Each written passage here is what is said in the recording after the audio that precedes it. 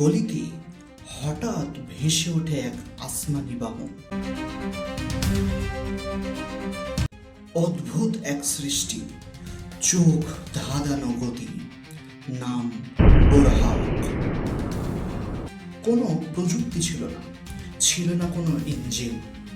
তবুও মুহাম্মদ সাল্লাল্লাহু আলাইহি ওয়াসাল্লাম এই বাহনে করে পাড়ি দিলেন মক্কা থেকে জেরুজালেম এবং সেখান থেকে সপ্ত আসমান।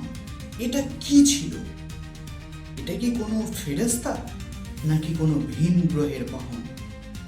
আজও এই প্রশ্ন রহস্যে ঘেরা, আর এই রহস্য আজ আমরা উন্মোচনের চেষ্টা করব।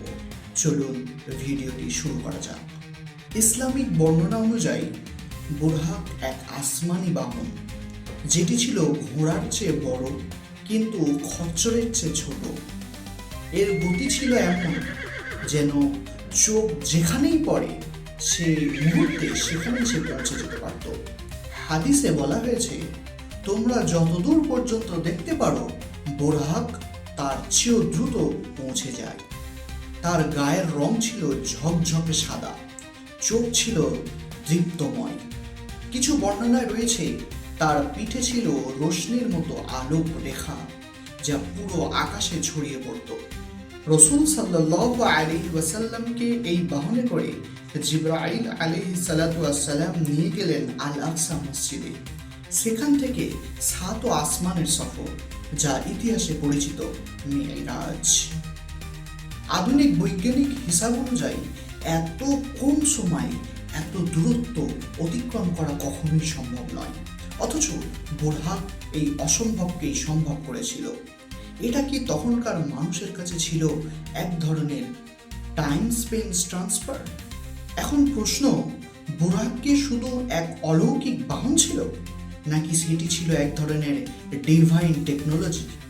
অনেক গবেষক বলেন, কোরআনে বা হাদিসে এমন অনেক ঘটনা আছে যা আধুনিক অ্যাকোয়াটাম ফিজিক্স বা ওয়ার্ম হোল থিওরি এর সাথে মিলে যায়।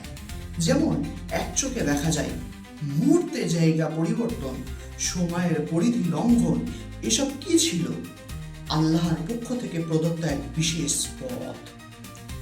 অনেকে বলেছে বুরহাক শব্দটির অর্থ বিদ্যুৎ, অর্থাৎ এটি ছিল এক ধরনের আলোক গতির বাহন। এটি কি সত্যিই কোনো ইন্টারমিডিয়েশনাল বাহন? মজার ব্যাপার হলো, বুরহাক আজও কোথাও নেই, কোনো প্রমাণ নেই, শুধু হাদিসের বর্ণনায় রয়ে গেছে।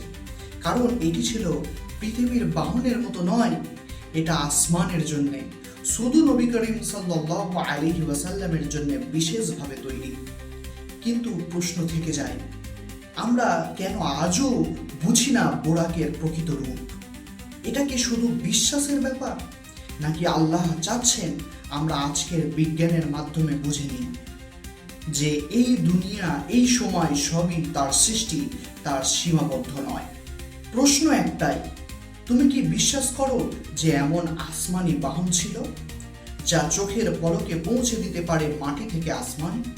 আর যদি বিশ্বাস করো, তাহলে তুমি প্রস্তুত তো সেই রাসূল সাল্লাল্লাহু আলাইহি ওয়াসাল্লামের আহ্বানকে অনুসরণ করতে? কারণ ইসলাম শুধু ইতিহাস নয়, এটা ভবিষ্যতের আলো।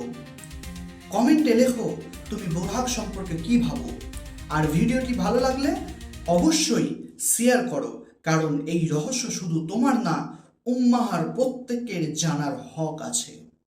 আসসালামু আলাইকুম ওয়া রাহমাতুল্লাহি ওয়া বারাকাতুহু।